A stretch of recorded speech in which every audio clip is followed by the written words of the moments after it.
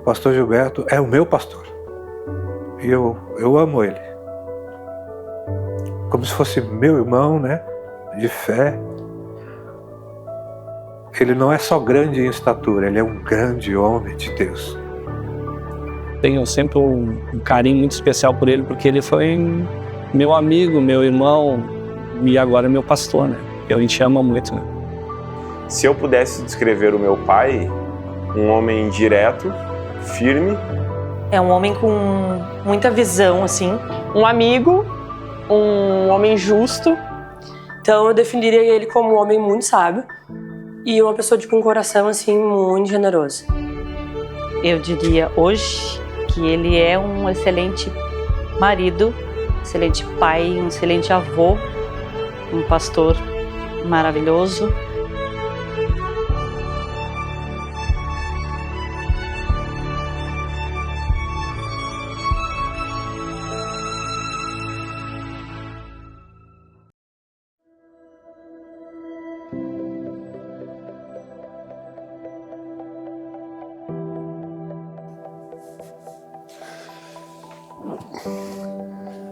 Olá, vocês me conhecem como pastor Gilberto, mas a minha história como pastor iniciou em maio de 1989, 35 anos atrás. Mas, na verdade, eu nasci em Novo Hamburgo, em 16 de outubro de 1961. Filho do José e da Nina, e tenho um irmão mais novo do que eu, o Daniel. Eu engravidei dele, do Gilberto, com 23 anos, a 24. Então, eu trabalhava fora, e lá em Novo Hamburgo, e o José trabalhava em Porto Alegre.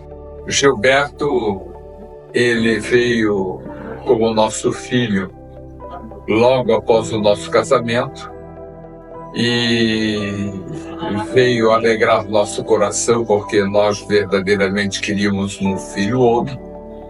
E ele nasceu, e tanto eu como minha esposa trabalhávamos fora, então ele passou um primeiro ano de infância assim difícil, porque ele ficava na loja junto com minha esposa trabalhando e ele lá no berçário.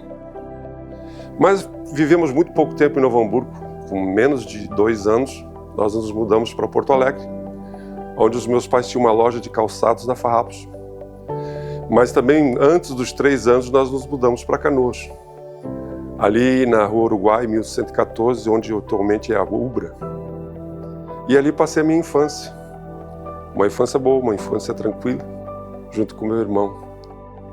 Fomos muito felizes em termos, assim, 2 filhos com idade bem perto uma da outra, porque aí eles foram amigos.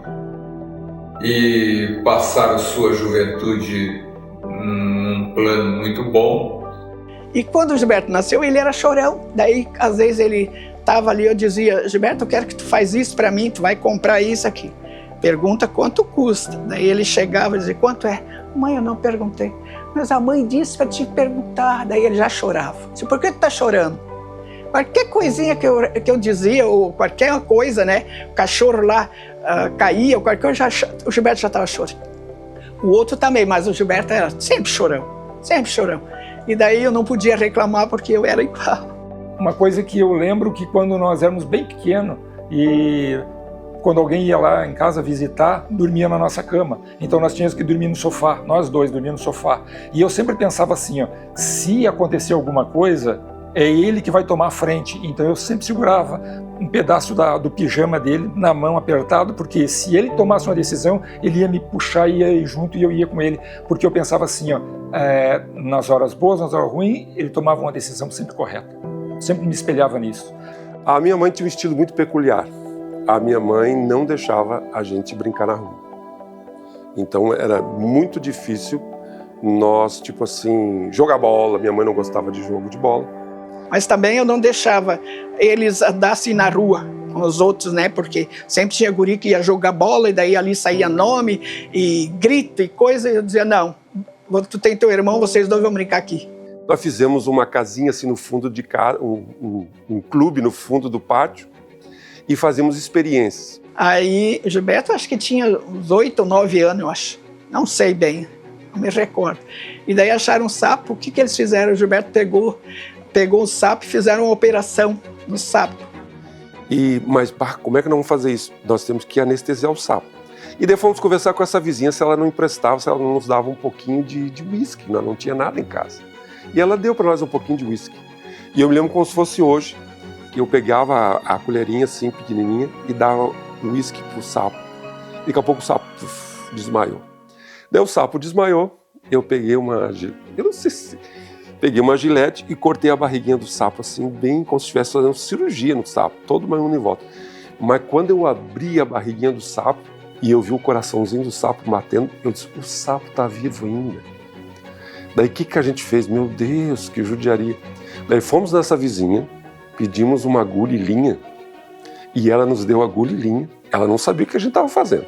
Abriram a barriga, olharam, examinaram e fecharam, costuraram a barriga do sapo e a vizinha junto. Daí nós estávamos operando o sapo, e daí quando a gente ouviu, a mãe estava chegando, e se a mãe visse a gente operando o sapo, o que vão fazer com esse sapo? Nós ia sobrar para nós. Eu me lembro que no fundo do nosso terreno era um potreiro assim, dos antigos Possebon ali, que eles tinham criação de vaca. A gente pegou aquele sapo e jogou o sapo no brejo. E depois a gente ficou pensando, meu Deus, que fim levou o sapo. Mas pelo menos não apanhamos. Eu lembro que quando nós pequenos era ele que me ensinou, minha mãe, principalmente a mãe, a irmã Nina aí, determinou que ele seria o meu professor particular. Então quando o Magrão entrou na escola, começou a aprender, eu já provavelmente estava no 2º ano e eu já sabia ler, eu aprendi a ler muito rápido. E a mãe trabalhava em casa, porque a renda era pouca, então a mãe tinha uma máquina de lã fixo de fazer roupa de lã, né? E a mãe passava o dia trabalhando aquilo, cuidando da casa e trabalhando, então ela não nos ajudava. Então o que ela fazia? Ela botava eu a ajudar o Magrão a aprender a ler, coisa. No que eu era relaxado no estudo, ele tinha que compensar, porque ele estudava muito, gostou muito de ler, trouxe do nosso país. Então o Magrão, eu lia, o Magrão olhava as figurinhas e ia entendendo. E depois que ele começou a entrar na aula, eu comecei a formar sílaba com ele.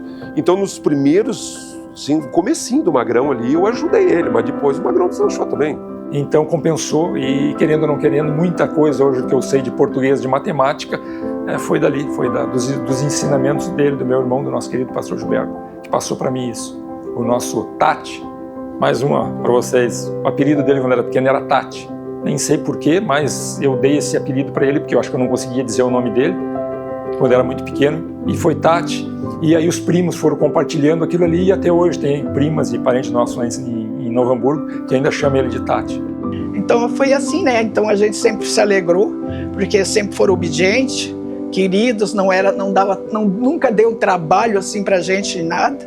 Porque ele não era santinho, não, né? Fez bastante coisas, bastante artes aí.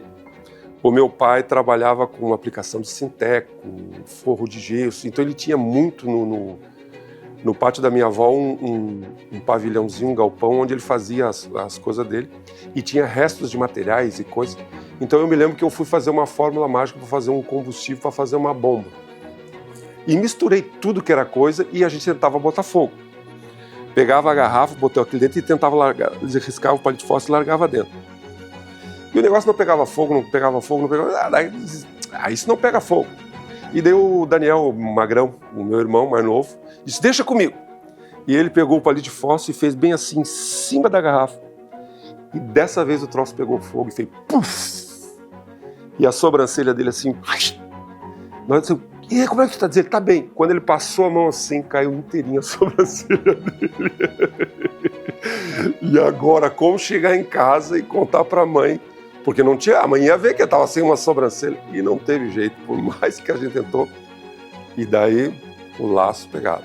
Então eu poderia dizer aqui, né, que ele foi uma criança que fez xixi na cama até uns 10 anos, mas eu não vou contar isso, não. Eu poderia dizer que ele pegou um carro do nosso pai uma vez emprestado e convidou os colegas à sala de aula para matar a aula e foi dar uma volta com o Fusca, 1963, se não me falha a memória. E ele andava muito bem, até direitinho, mesmo sendo menor de idade, ele andava muito bem. Mas aí na volta ele quis dar uma uma exibida para os colegas e deu uma acelerada, e na descida do hospital, o meu colega disse assim, vamos ver quanto é que esse Fuca bota? E eu disse, então vamos. E eu acarquei. E quando você vem do hospital para o centro de Canoas, tem uma curvinha ali, bem onde é que tem aquele negócio brincalhão ali, tem uma curvinha assim, né? Ele acelerou demais e naquela curva o Fuca ficou em 2 rodas. E vinha vindo um outro Fuca de lá e eu bati no outro Fuca assim, da metade de trás do outro Fuca. O meu Fuca bateu, o meu Fuca fez um giro de 360 graus. E aí naquele momento, quando o Fuca voltou das 2 rodas, as portas se abriram e os colegas dele saíram tudo rolando no asfalto. E eu olhei que deu meu colega do lado. O de trás, quando viu que o outro tinha caído, saiu de dentro do Fuca e se mandou. E eu fui sair, o Fuca ficou parado no meio fui ver onde é que estava o meu colega. O meu colega estava bem, já estava de em pé, ele só caiu para fora do Fuca, mas não se machucou nada. Mas daí veio o dono do carro, do outro Fuca. E o outro cara estava dizendo, o que tu fez? Tu demoliu o meu carro, porque não sei o quê. E eu me lembro que eu olhei para eles assim, não se preocupa que o meu pai vai pagar tudo.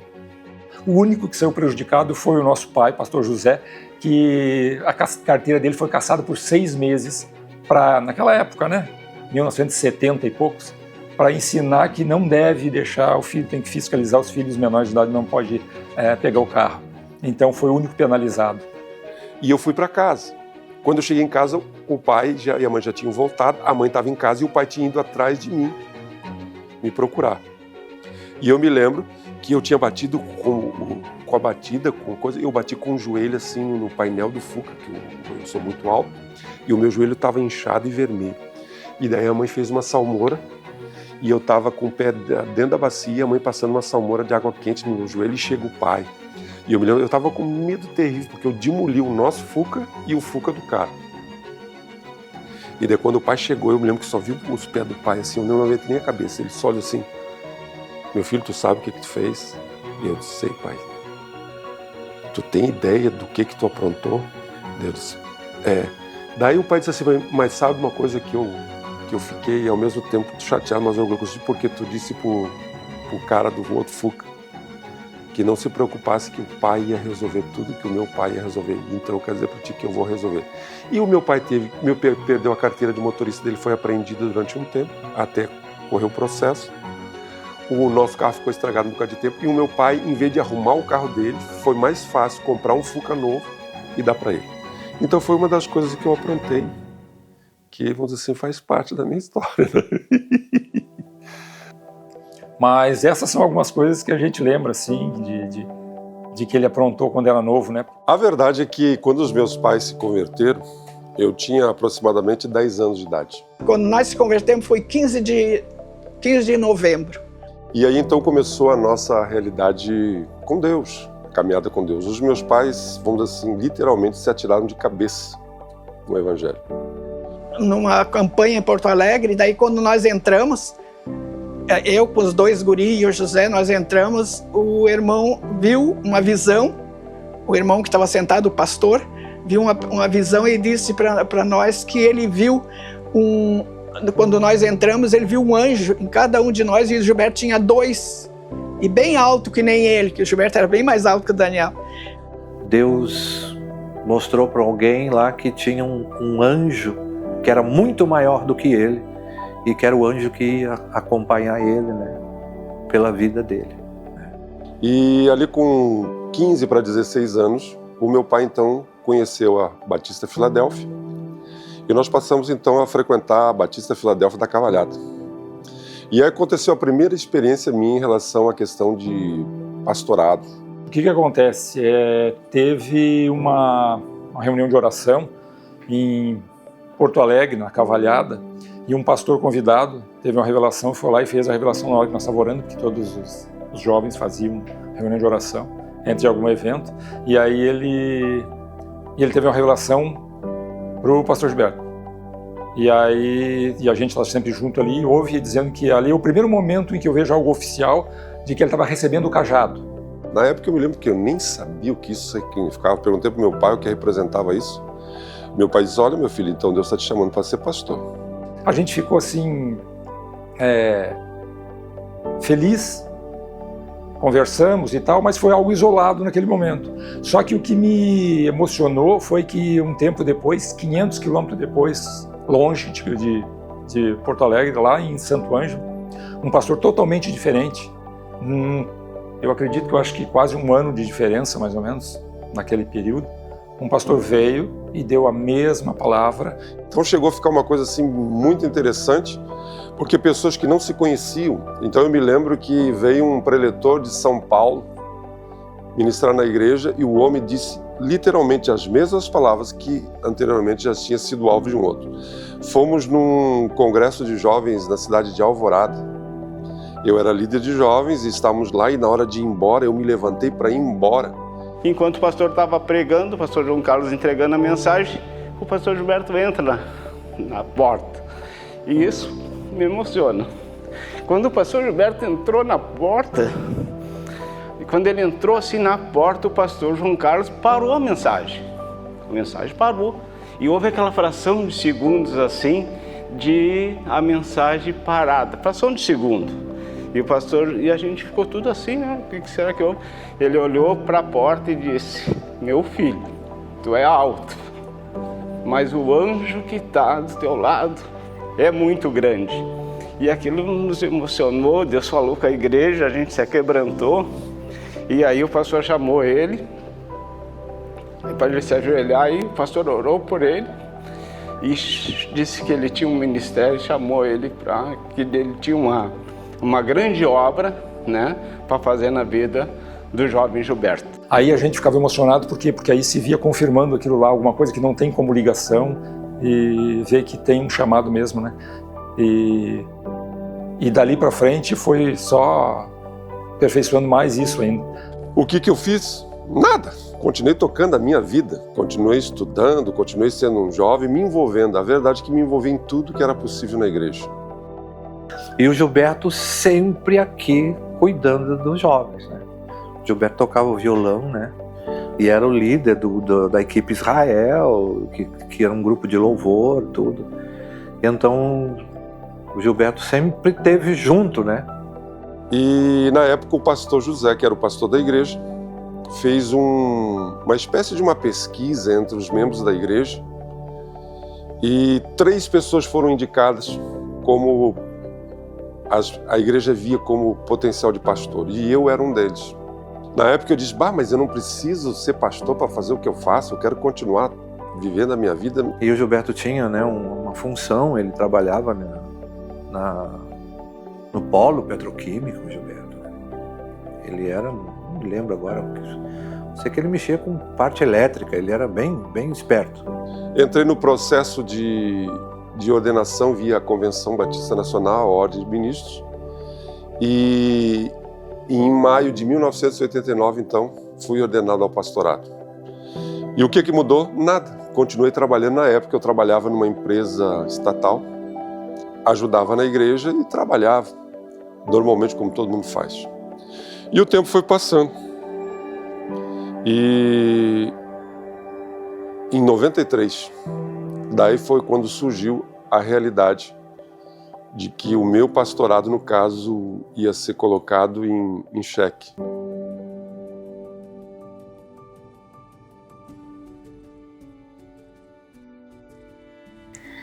Como eu conheci o Gilberto há anos atrás, eu era apenas uma adolescente, acho que eu tinha uns 15 anos, 16 anos, na rua Coronel Vicente, que não sei nem o número, mas é a igreja antigamente.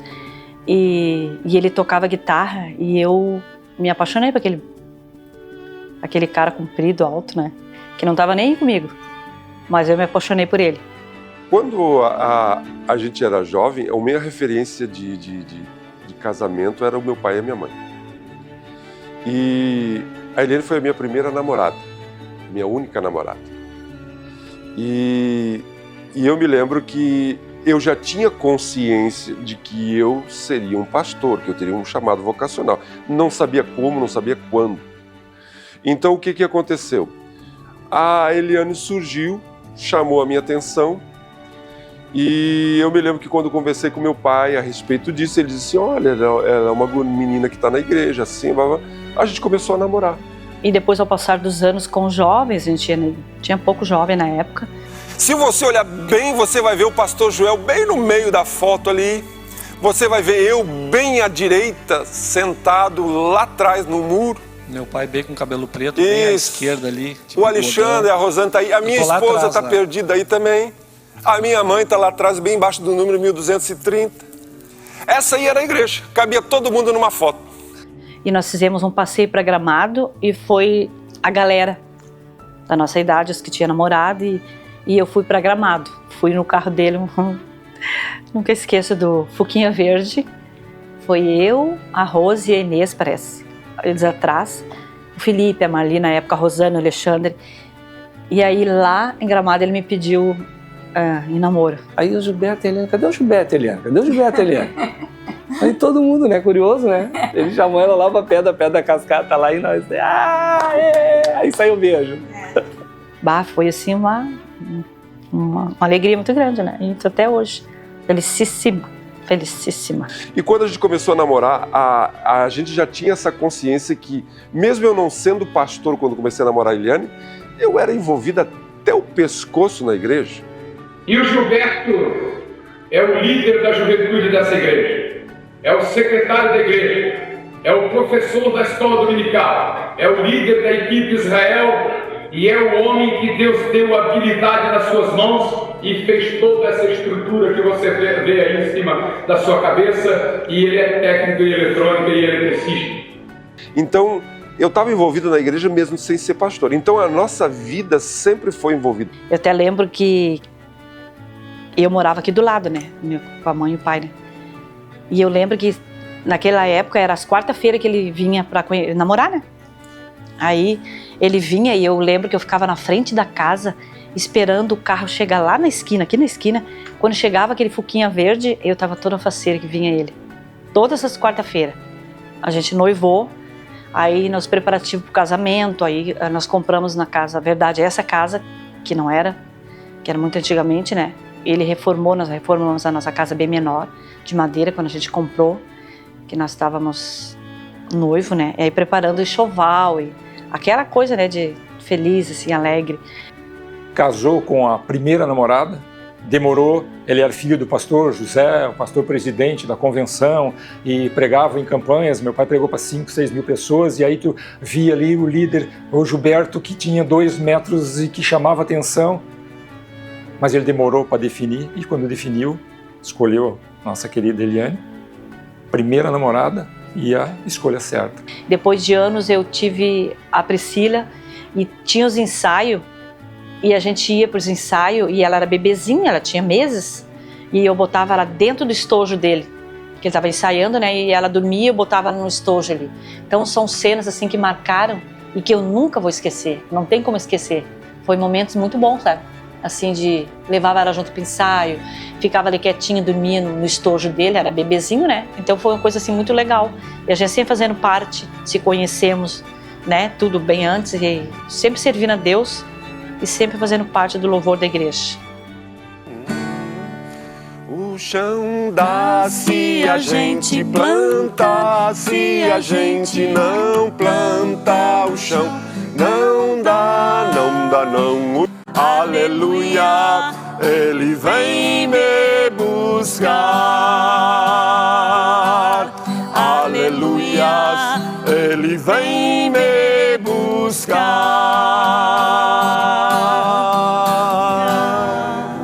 Uma situação que eu me lembro que uma vez nós chegávamos nas igrejas lá e nós ficávamos sempre, o Gilberto, como um cara sempre tímido, ele ficava assim, sempre ficava nas cadeiras de trás, né? Porque ele era muito alto e não queria ir para frente para chamar a atenção das pessoas. Então, ele sentava nosso grupo sempre atrás da igreja. Eu e o Alexandre já fizemos muito sucesso. Não tem bairro, não tem esquina da cidade de Canoas que nós não fizemos culto ao ar livre. Inclusive, houve um tempo que eles chamavam nós de Conjunto do Pastor José. Jesus é meu, se tu quiseres, pode ser teu. Então, e ali começavam os caras lá nos instrumentos, lá dando tudo errado, né? Nas igrejas que a gente visitava. Aí não funcionava. E eles iam, lá não tá dando certo. E nós ali, né? Eles vão te chamar, Gilberto. Não, eles nem me viram. Eles vão te chamar, Gilberto. Aí daqui a pouco, legal, o Gilberto tá aí, o da Batista lá de Canoas. Aí eu levantava a mão, aí ia lá, arrumava, botava tudo pros caras, instalava tudo isso. Muito obrigado. Então o Gilberto tinha essa E eu tenho uma história legal. Essa virtude, assim, né? Ele era muito inteligente, até uma pessoa inteligente. Nunca falei pro meu irmão isso, nunca. E agora eu tenho a oportunidade, obrigado por poder compartilhar isso. Ele, além de ser inteligente, estudar a palavra de Deus, ele tem a unção. Mas, como a sua unção vos ensina a respeito de todas as coisas, e é verdadeira e não é falsa, permanecei nele como também ela vos ensinou. Esta unção, nós precisamos aprender dessa unção. Mas em 93 aconteceu uma coisa interessante, porque nós tínhamos uma reunião na segunda-feira à noite, chamavam na época reunião de obreiros. E nessa reunião, depois de todos os assuntos pertinentes, e um dos assuntos era que o pastor Egmar, na época, que era o encarregado da congregação de Gravataí, veio com uma ideia de abrir uma congregação em Terra de Areia. Pastor Egmar, cadê o pastor Egmar? Passa aí. Esse pastorzão que está aí é meu discípulo, é discípulo do pastor Galdino. Esse jovem aqui, ele chegou na porta do Galdino, depois de passar pela cadeia, traficante de dinheiro falso, traficante de droga, ele era tudo. Hoje ele é casado, pai de família, foi meu pastor no Rio Grande do Sul e hoje é companheiro de ministério de meu filho. Nós tivemos uma reunião aqui na igreja. E nessa reunião, o pastor José falou que tinha recebido um convite para ir para Blumenau, onde tinha o irmão dele, né? E quando terminou a reunião, o pai disse assim: eu queria falar com o Egmar e o Gilberto em particular. E liberou o pessoal, e daí quando ficou só eu, o Egmar e o pastor José, ele disse: quero dizer para vocês que eu recebi um convite para pastorear a Igreja Batista em Blumenau, Santa Catarina. E eu aceitei. Eu olhei para ele e disse: mas tchê, então para que tu abriu uma congregação em Terra de Areia, 160 quilômetros daqui, você está indo embora? E aí o pastor tinha decidido ali naquela hora, né, que ia começar o trabalho. E quando ele falou que tinha recebido um convite, o Gilberto falou: mas pai, o que tu tá pensando? Como é que tu estão abrindo uma congregação aqui, tu vai embora, como é que vai ser isso aí? Ele falou: não. E eu me lembro até hoje que ele olhou e deu uma risada assim: isso agora é problema de vocês, não é mais problema meu. E gente, talvez hoje, na realidade de uma igreja que nem a nossa, que tem um pastorado, vamos dizer, uma equipe pastoral, tem um colegiado, um pastor sair, talvez não dê um baque tão grande, mas na época era diferente. A igreja girava tudo em torno da figura do pastor. Era uma igreja extremamente centrada na figura do pastor. E o pastor dizer: tô indo embora, deixou todo mundo apavorado, deixou todo mundo: tá, mas e daí como é que vai ser? Quem é que vai pregar nos domingos? Quem é que vai fazer? Porque eu era um pastor auxiliar, mas eu não pregava. Eu dava escola dominical. E daí quando o José se despediu, falar para a igreja, aí ele disse que a igreja que escolhesse. A igreja é soberana, a igreja escolher qual é que eles queriam que ficasse, porque tinha 3 pastores, eram novos, mas então não ia precisar pedir para outros. Se eles aceitassem os 3, se eles não aceitassem os 3, aí vem outro de fora. Mas o José deu conselho para eles: temos 3 pastores aqui, que é da casa, então é melhor um desses ficar. E daí, nessa hora, passa pela tua cabeça tudo aquilo que tu, durante anos, ouviu de pessoas dizendo que Deus tinha colocado na tua mão um cajado, que Deus tinha um ministério para ti, tinha um pastorado para ti, que até então eu não tinha nunca efetivamente desenvolvido, nunca tinha exercido um pastorado. Eu fui orar. E nesse tempo de oração eu me lembro que Deus falou comigo. E Deus me disse assim muito claramente: foi para isso que eu te escolhi, foi para isso que eu te chamei. Mas daí eu pensei: barbaridade, é muito chato eu chegar diante da igreja e dizer assim: Deus disse que sou eu. eu chegar para o Igmar e dizer assim, sou eu, não é tu. Eu disse, meu Deus, Jesus, então se é isso que tu quer, tu tem que falar com a igreja. Eu não vou dizer para ninguém. E nem para a Eliane eu falei. E eu fui orar a Deus e Deus falou para mim que não era, né? Que não era para mim, né? Que não era para mim, era. Né? E aí eu vim aqui, falei pro Gilberto. Daí aquilo serviu assim como uma prova de que Deus estava no negócio, porque se falou com o Igmar, eu disse, agora tem que falar com a igreja. E daí quando aconteceu a assembleia em janeiro, era um culto de ceia, reunimos. Na época a igreja tinha o povo de Canoas, que beirava aí de 80 a 100 pessoas. Tinha mais o pessoal da congregação de Gravataí, que o Igmar cuidava. Mais um pessoal de uma congregação de Esteio que a gente tinha. Então reuniu todo mundo e a gente então fez uma eleição. E eu fui eleito unânime. Todo mundo, com exceção, eu não me lembro se houve algum voto, mas todo mundo indicou que queria eu como pastor da igreja. Então eu entendi que aquilo, Deus estava naquele negócio, que Deus tinha falado comigo, falado com o Igmar e agora falou com a igreja.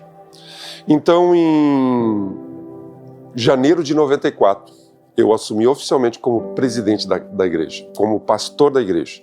Foi essa igreja que escolheu, que elegeu o Gilberto como seu pastor. Então eu fico feliz que sou também bastante isento para falar qualquer coisa. E louvado seja Deus. Em 93 eu já não estava mais na estatal, eu tinha saído da estatal e montado uma empresa e eu prestava serviço para o polo petroquímico. Então eu estava financeiramente, profissionalmente numa época muito boa. E agora eu já tinha 4 filhos. E eu me lembro quando eu disse para a Eliane, da realidade, a Eliane disse, meu Deus do céu, nós com 4 filhos, a igreja sem recurso, pouca gente, mas se é isso que Deus quer para ti, eu te amo, eu estou contigo, vamos em frente. Daí eu até brinco, foi o dia que eu sentei na cadeira pastoral como pastor de fato e de verdade. Daí que a ficha caiu. Porque uma coisa é tu ser pastor auxiliar, uma coisa é tu ser o cara que segue alguém. Agora quando tu para e todo mundo olha para ti e diz, para onde nós vamos? Quem vai decidir? Como vai ser? Daí caiu a ficha. E daí começou a surgir então a dificuldade da transição do pastorado. Essa mudança foi bem complicado na época, né? Há anos atrás, seria usos e costumes, que não podia, né? A mulher não podia botar calça, podia fazer o louvor de calça, aquela coisa, tudo que foi bastante difícil na época. Então veio a história de que a igreja não ia ser liberada, ia ser moderada. Eu sou obrigado a reconhecer que o fardo era muito maior para as mulheres que para os homens. Os homens não podiam usar barba. Teria que ser uma barba assim. Se alguém usasse barba, era visto com maus olhos, o máximo um bigode. Era uma realidade que se vivia naquela época. E o Gilberto sempre teve uma mente, né, mais aberta. E ele, né, uma das coisas que ele já, né, no início já colocou foi que as mulheres não precisavam mais usar saia comprida, que as mulheres, né, podiam cortar cabelo e tudo, que não tinha nada a ver aquilo ali, né, com a salvação, né.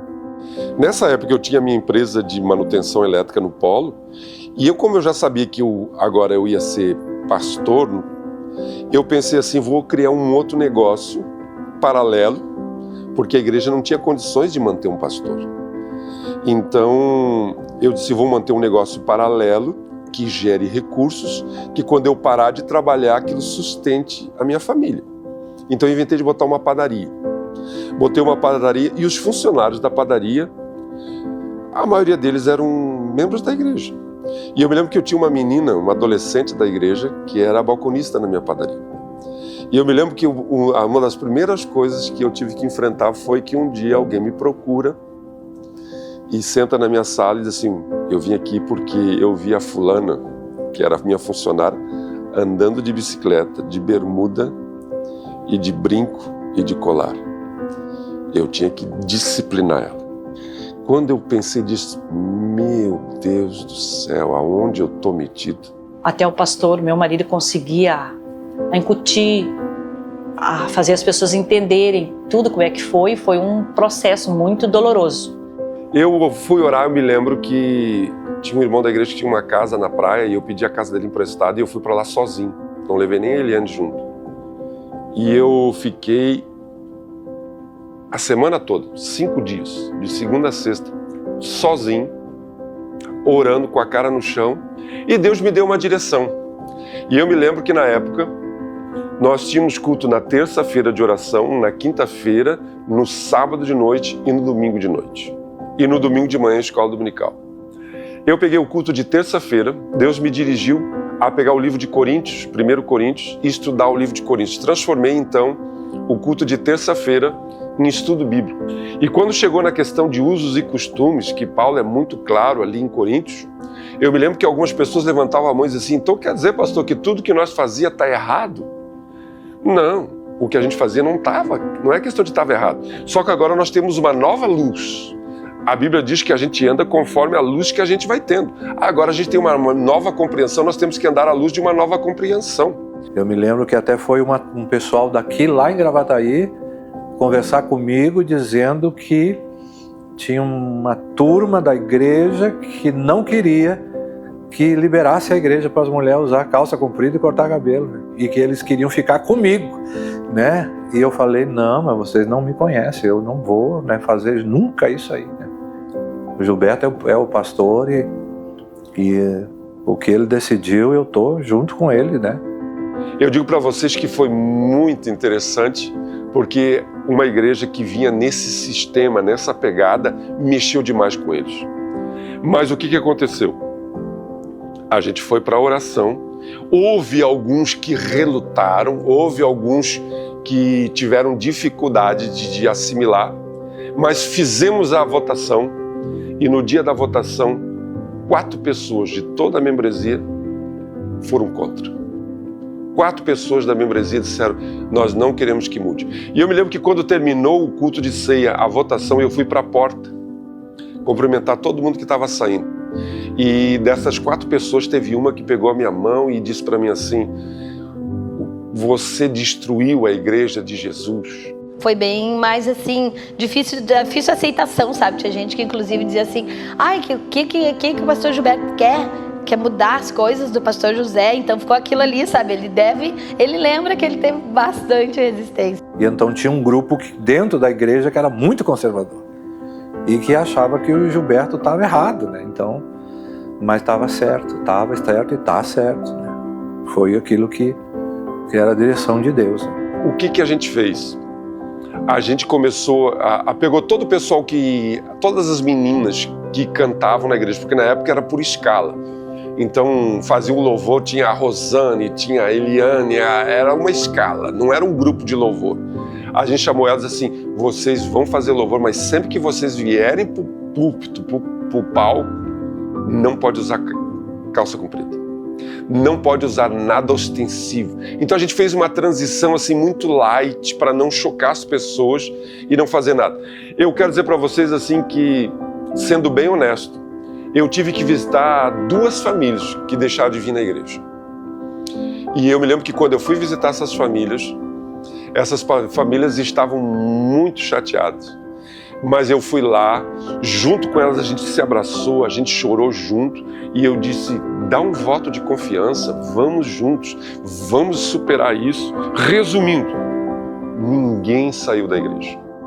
E aí também, nesse intervalo de transição, a gente não chamava de ministério na época, a gente tinha um processo um pouco diferente, que eram os departamentos. E aí começou uma certa etapa, vamos dizer assim, onde Deus dirigiu para começar a sair de departamentos, onde tinha votações, eleições e coisas do gênero. E a gente começou a entender que Deus tem dado pessoas dom, e na medida que Deus dava o dom para aquela pessoa, a gente direcionava ela para aquele ministério e auxiliava para que aquele ministério avançasse. Então, para você entender, levamos 2 anos e meio para, vamos assim, fazer essa transição. E agora tinha que trazer um novo jeito de ser igreja.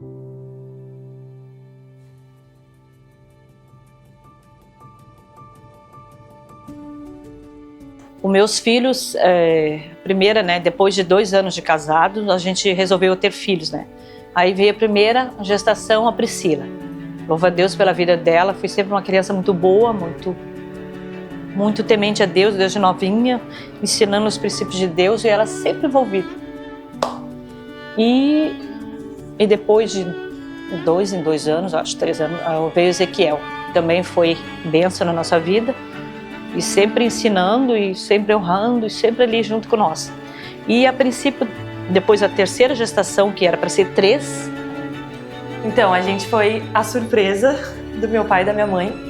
A minha mãe ficou a terceira gravidez, né? Ficou grávida. E naquela época não tinha muito essa questão de fazer ecografia o tempo todo.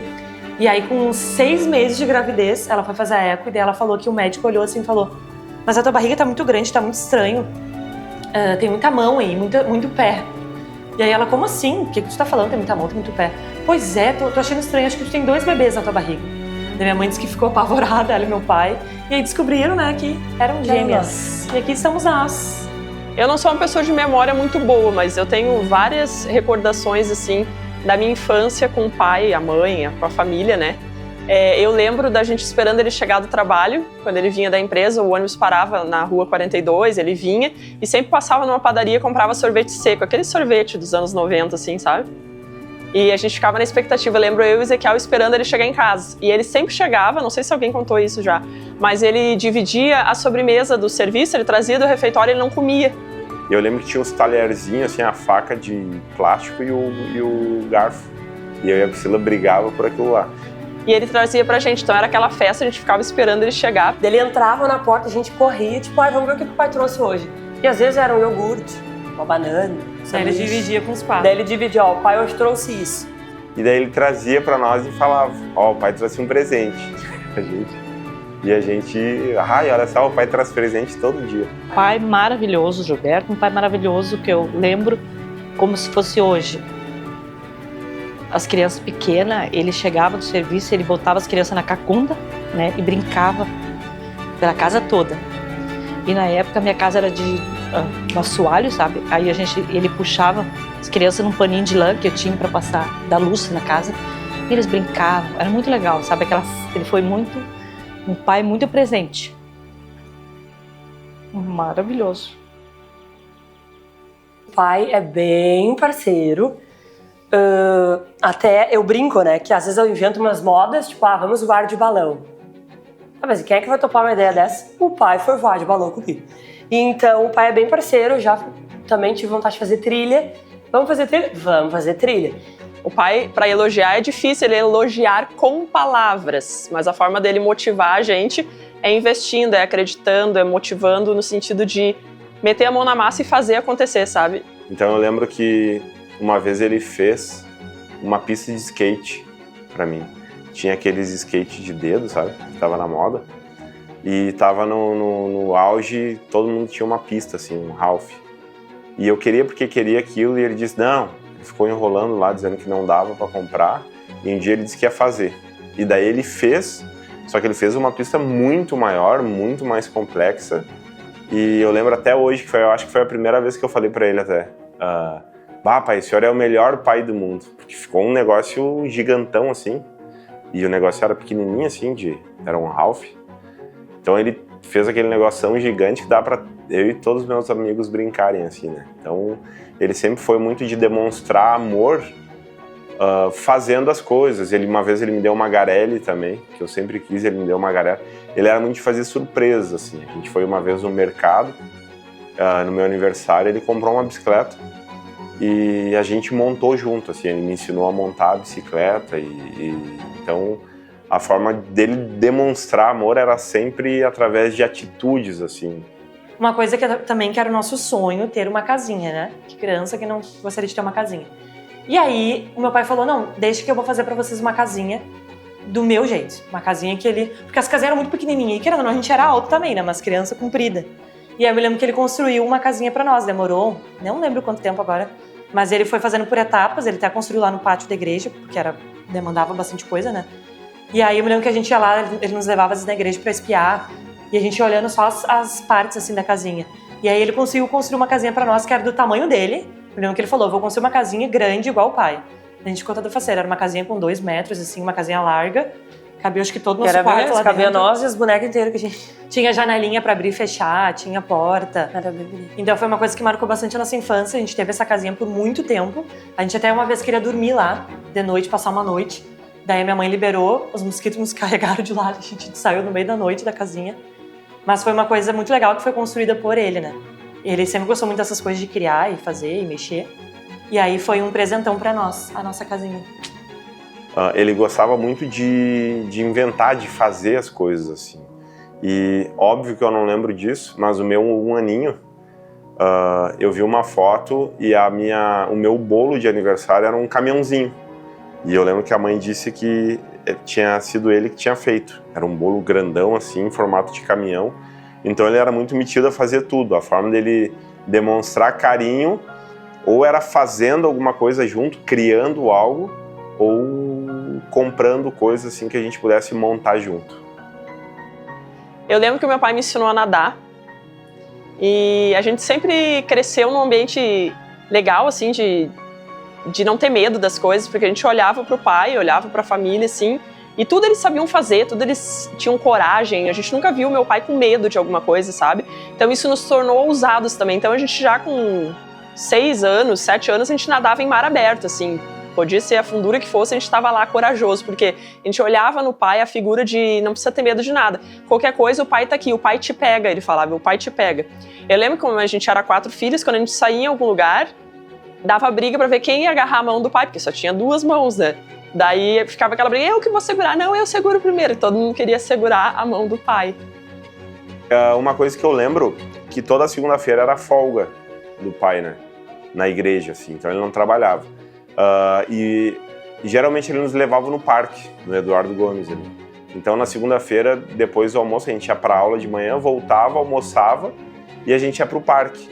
Só que por diversas vezes eu só vou passar na igreja só pra fazer um negocinho ali. E a gente ia, ele parava o carro na frente da igreja, a gente ficava ali, ó, tempos e tempos ali e nada dele vir. E muitas vezes a gente tinha que voltar pra casa, que já tava tarde e não dava pra ir no parque.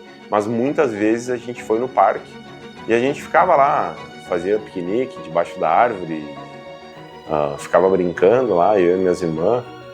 E isso é uma das lembranças que eu tenho na segunda-feira, sempre na segunda-feira de tarde a gente fazia isso. E conforme a gente foi crescendo, a igreja foi crescendo junto. E daí começou então, Deus já nos dá direções. Primeira coisa que Deus colocou no nosso coração, veio o slogan, uma família feliz e amiga, que segue a Jesus Cristo como Senhor e Salvador. Isso nasceu lá em 90 e poucos. A minha vinda aqui para a Igreja Batista aconteceu de uma característica muito importante na vida cristã. Uma igreja família. Nós nos sentimos em casa, abraçados. Fazia todo sentido com aquilo que a gente vinha buscar. E a gente começou a trabalhar em direção a esse propósito desde aquela época. Foi quando daí, né, o pastor Gilberto, inspirado, teve a questão dos grupos familiares. Durante uma campanha que a gente estava fazendo, um dos pastores convidados que estava naquele dia lá, ele disse que Deus deu uma visão para ele. E ele enxergava crescendo uma grande árvore ali onde a igreja estava, e dessa grande árvore saíam várias raízes que se espalhavam na cidade, e dessas raízes saíam pequenos brotos. E a gente entendeu esse movimento dessa centralidade da grande árvore, mas ao mesmo tempo dessa capilaridade dos pequenos brotos abrindo em vários lugares. E a gente entendeu esse movimento de Deus e a gente começou a trabalhar então em direção aos grupos familiares na época. Hoje, a maioria das igrejas conhece células, grupos pequenos, mas naquela época era uma coisa totalmente inovadora, diferente. Era uma coisa que fugia do paradigma de igreja. Levar as pessoas a se reunirem em grupos em casa e que não era um culto. E aí eu me lembro que o primeiro grupo começou, se eu não me engano, na casa do Paulo, né? Parece que foi assim. Que era na casa ali do Paulo e da Rose, ali nos 5 Colônias, né? Então tava eu, o pastor Gilberto, o pastor Silvano, tava o Evandro, a Silvia e mais umas pessoas que participaram junto com a gente ali no início do grupo piloto, onde o pastor Gilberto treinou a gente para iniciar os trabalhos com grupos de crescimento. No final do grupo piloto, ele né, um adesivo, como se fosse uma medalha. Ele gostaria de dar uma medalha, tenho certeza. Mas aí ele fez um adesivo, né, um emblema, assim, né, como se fosse uma medalha e deu para nós. Eu colei na minha Bíblia, né? Então foi um outro episódio assim, que me marcou bastante, né?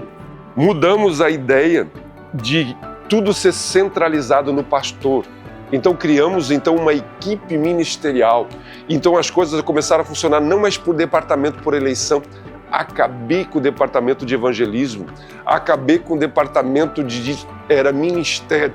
E ele sempre me incentivou, ele me ensinou a ser uma líder, né? Se eu hoje, né, sou o que sou, né, eu devo muito ao Gilberto. As pessoas então que eram chamadas, vocacionadas, iriam servir ao ministério o tempo que Deus determinasse. Eu assumi o ministério com crianças em 99 e naquela mesma semana ele me chamou no gabinete, ele conversou comigo e daí ele falou, olhou para mim, daí ele falou: minha filha, Deus, isso é o que Deus quer para tua vida. Querer, Deus quer. Agora eu quero saber se tu quer isso para tua vida. Deus quer. O que mais Deus quer é que nós façamos a obra dele, né? E eu falei para ele que eu queria, Patrícia, queria, né? Só eu tinha esse medo. E eu fiquei então 10 anos.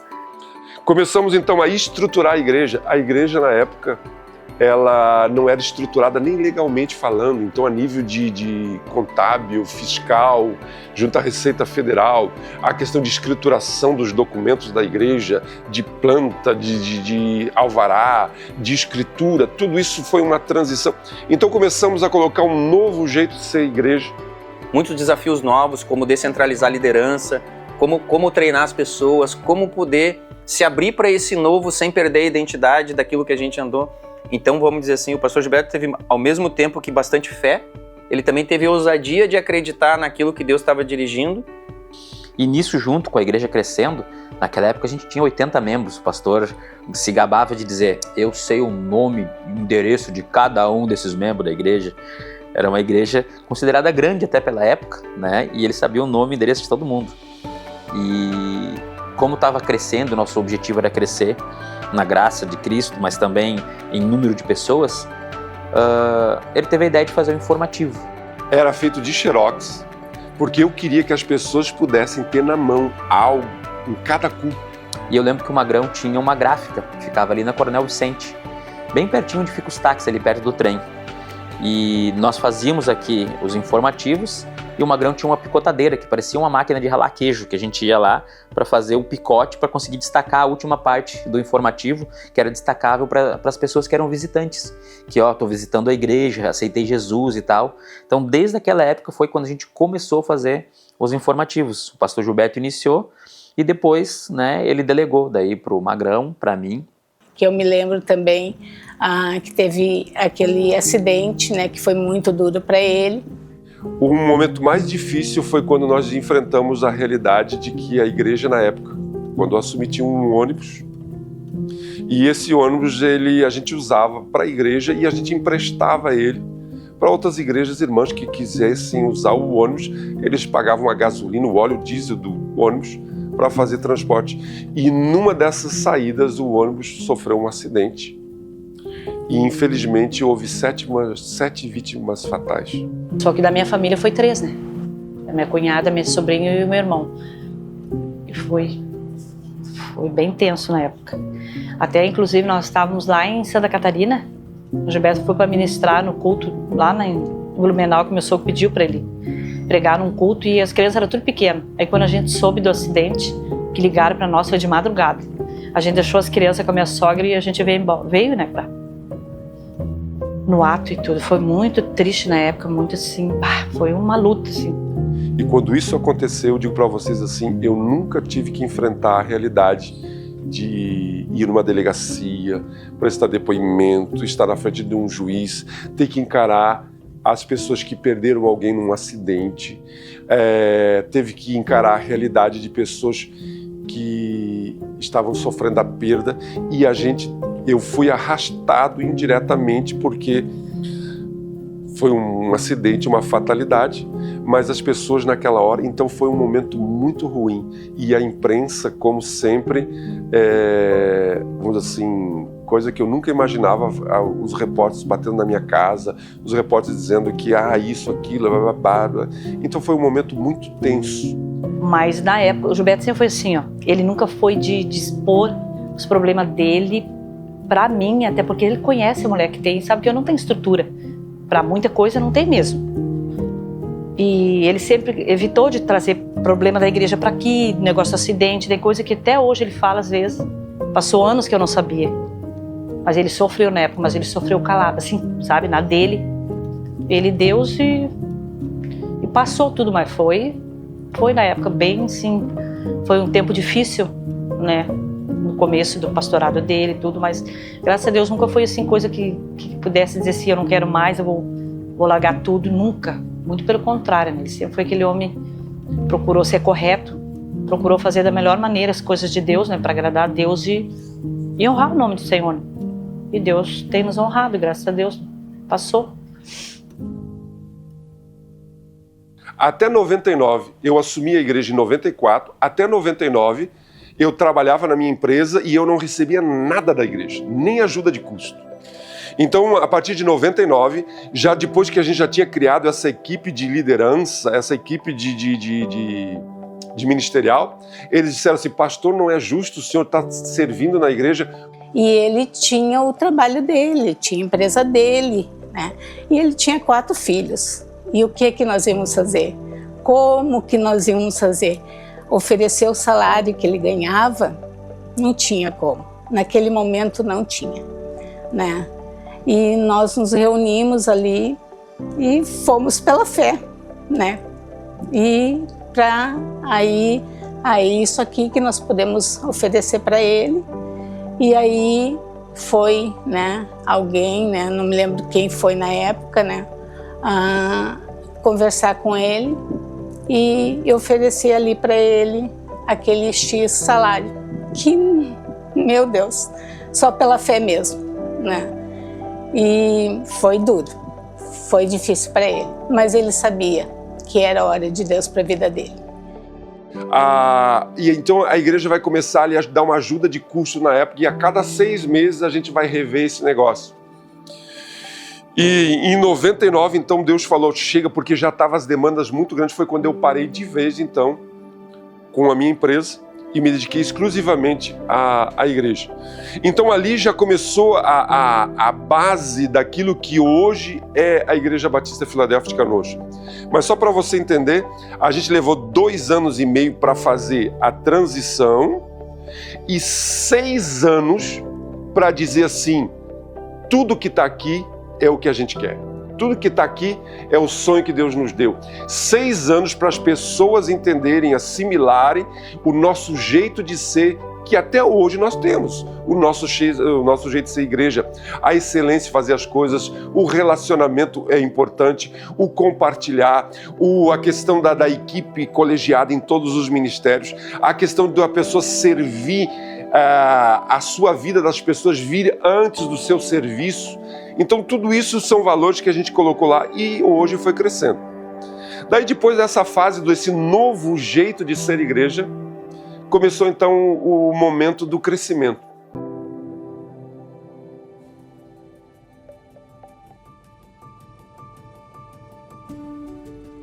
Eu louvo a Deus pela família que Deus me deu, pelo marido, pelo pai que ele se tornou, pelo pastor, pelo marido, e pelos filhos estarem, né, do lado do pai sempre. Então eu conheci muitos filhos de pastores que não tinham nada de cristãos e muito menos queriam nada com Deus. Então quando eu me tornei pastor e o nosso sonho era de ter uma família grande, 4 filhos, o dilema meu e da Eliana era assim, nós queremos que nossos filhos conheçam Jesus, que não sejam religiosos. E aí ter filhos que servem a Jesus junto conosco, com a gente, isso o ministério do marido, a tendência é ficar mais fortalecida, né? Porque saber que tu ensina os princípios, a vida é feita de escolhas e os nossos filhos optaram e escolheram a Jesus. Então isso é muito gratificante, é maravilhoso. Eu louvo a Deus pelos meus filhos. Bom, e eu como filho de pastor ali na igreja, estava sempre envolvido, a gente estava sempre junto com o pai estava em todas as reuniões, a gente estava sempre junto. E é legal, sempre tinha aquela responsabilidade, olha lá o filho do pastor fazendo aquilo ali, ou a gente era criança e fazia arte com as outras crianças, e parece que sempre o que estava em evidência era o filho do pastor. Então, eu lembro de várias vezes, assim, o meu pai também não puxava a orelha desde o meu amigo, puxava a minha orelha, não tinha essa questão. A cobrança, tá? As pessoas perguntam, e a cobrança de ser filho de pastor, né? Eu era mais velha ainda, sempre fui muito irresponsável. Então sempre tinha aquela pressão de alguns irmãozinhos da igreja, algumas pessoas tipo, filha de pastor. Mas vocês são filhos de pastor, vocês têm que dar o exemplo, vocês não podem fazer isso. Então tinha aquela pressão porque a gente era filho de pastor, mas a gente era criança. Nós éramos adolescentes, a gente era normal como qualquer outra criança ou adolescente na fase que estava vivendo, né? Mas o que mais me admira e até hoje, eu agradeço muito ao meu pai, é porque ele nunca colocou essa pressão em nós. E ele sempre falava, eu sou o pastor. Cobrem de mim, eu sou pastor. Os meus filhos não são o pastor. Meus filhos são crianças, meus filhos são adolescentes. Mas o pastor sou eu, não cobrem a atitude deles de pastor. Então isso preservou a gente de uma maneira muito importante para o nosso crescimento saudável dentro da igreja e no nosso relacionamento com Deus também. Mas o que nós sempre orávamos, nós dizíamos assim, Deus, os nossos filhos são teus, tu nos deu, são herança do Senhor. Então nós queremos que tu vai fazer. Então sempre proporcionamos oportunidades para que eles tivessem experiência com Deus. A gente fazia até cultinho na sala, gente, lembra? Isso, sei lá, terça-feira vamos se reunir de noite. O pai tocando violão, a mãe cantando e nós ali, ter o cultinho, era bem legal. A gente conseguiu reunir toda a família, né, a gente fazia isso. Algo que marcou muito a minha adolescência, a minha infância também, mais a adolescência, que quando a gente é adolescente a gente tá observando mais, né? Foi o respeito do meu pai e minha mãe. Eu nunca vi o meu pai e minha mãe batendo boca. Eu nunca vi o meu pai e minha mãe gritando um com o outro, brigando. De ter, assim, conflitos de dizer eu vou embora, não quero mais, o divórcio nunca chegou em nós, assim, essa palavra divórcio. Tô até aqui contigo, não aguento mais tu. Mas não. Ele me ama do jeito que eu sou e eu amo ele do jeito dele. Eu não tô falando aqui que eles eram perfeitos, né? Que a nossa família era santa e perfeita e o meu pai não tinha defeitos e a minha mãe não tinha defeitos. Não. Mas no sentido da honra e do respeito. Como eu falei anteriormente, talvez algumas coisas eu não faria do jeito que eu fiz, mas a minha motivação em relação aos meus filhos, a maneira como eu os disciplinei, a maneira como eu disse não, a maneira como eu, vamos dizer assim, impus algumas regras, talvez eu fizesse de maneira diferente, mas a minha motivação continuaria a mesma. Então hoje, olhando para os meus filhos, eu louvo a Deus porque todos eles cresceram, se tornaram homens e mulheres que conhecem a Deus. E por a gente ser as últimas filhas, a gente teve um pouquinho mais de regalia, assim. Claro, o pai sempre foi uma pessoa muito rígida, assim como foi com todos os outros, mas comigo e a Jéssica, que fomos as rapas do tacho, foi uma coisa mais tranquila. A gente tinha um pouco mais de liberdade para ir no X, depois com as amigas, depois do culto. Mas também... Pousar na casa dos amigos, não. Dormir na casa dos amigos acho que foi para todos. Tu não vai. Pai, mas eu quero dormir na fulana. Não, fulana vai vir aqui. Pai, mas não. E daí, às vezes o pai falava não, a gente ia falar com a mãe. E a mãe disse que não, né? O pai disse que não, ia não. Mas a gente foi, assim, um pouco mais tranquilo do que o Ezequiel e a Priscila. A gente foi mais no X, deu mais bandinha. Mas... E são coisas que hoje eu, como mãe, eu vejo que meu pai às vezes era meio duro, a gente não entendia na época, né? Por que eu não posso posar na casa dos meus amigos? Por que eu não posso viajar com meus amigos? Hoje eu entendo, porque eu também não faria o mesmo com as minhas filhas. Falando nas nossas férias, foi algo que marcou muito a nossa infância, porque todo ano a gente viajava com a família toda para a praia. Tempo inesquecível na nossa vida, sabe? Como família, viagem da família. Procuramos todos tirar férias sempre juntos, para poder toda a família estar junto, porque é muito bom. Era sempre o momento mais emocionante que a gente ia, se reunia todo mundo num carro e um cachorro. Era 6 no carro e o cachorro no banco, assim. A gente ia pra praia lá com o vô José, com o tio Daniel. Era assim, muito legal as férias, porque a gente passava cada perrengue, andava de barco, brincava. E era muito divertido, era muito legal, foi um momento marcante demais. E naquela época, o meu pai, ele sempre foi um homem habilidoso. Ele não tinha um talento específico, assim, uma habilidade específica. Eles sabia um pouquinho de cada coisa, então tudo ele fazia. Desde consertar um telhado, até arrumar o motor de um carro, consertar uma máquina fotográfica, coisas assim ao extremo, sabe? Desde tecnologia quanto a coisa mais braçal, ele sempre foi metido a fazer. E eu cresci com ele assim, vendo ele fazendo isso. Então, tanto em casa quanto na igreja, ele sempre fazia tudo, ele sempre estava junto, ele sempre resolvia, ele sempre estava ali. Até hoje que as férias não era para descansar, eles achavam o motor da lancha que estava ruim, que eles tinham que arrumar, eles viviam fazendo essas coisas e eles eram muito aventureiros também. E eu creio que até isso foi uma das coisas que me ensinou muito, porque hoje também eu sou metido a querer fazer tudo, né? Eu costumo dizer, o cara não sabe fazer eu não sou especialista em nada, mas em tudo eu sei fazer um pouquinho. E eu acho que isso eu herdei dele, porque a gente sempre foi meio metido a fazer as coisas, ir atrás e tentar descobrir, tentar resolver as coisas. Então, ele tem essa característica que eu acho que eu puxei essa característica dele também. Então eu lembro muito vivo da nossa infância, dos momentos que a gente tem na praia como família. E agora a gente como adultos, é legal porque a gente também prioriza isso, a gente vai juntos. Claro que é um pouquinho mais de emoção, porque agora multiplicou, é criança, é mais cachorro, é um monte de coisa. É mais emoção e mais aventura. A gente sempre foi metido a esportes aquáticos, assim, a coisa com água. Então a gente gostava muito de nadar, mergulhar, caçar, pesca submarina, esquiar. O Gilberto está fazendo um curso de mergulho. Estou pensando que o Gilberto será lançado como um dos mergulhadores desse ano, né? Porque no ano retrasado foi o Daniel que foi apresentado como mergulhador do ano. Que não foi aprovado. E agora nós teremos o Gilberto aqui.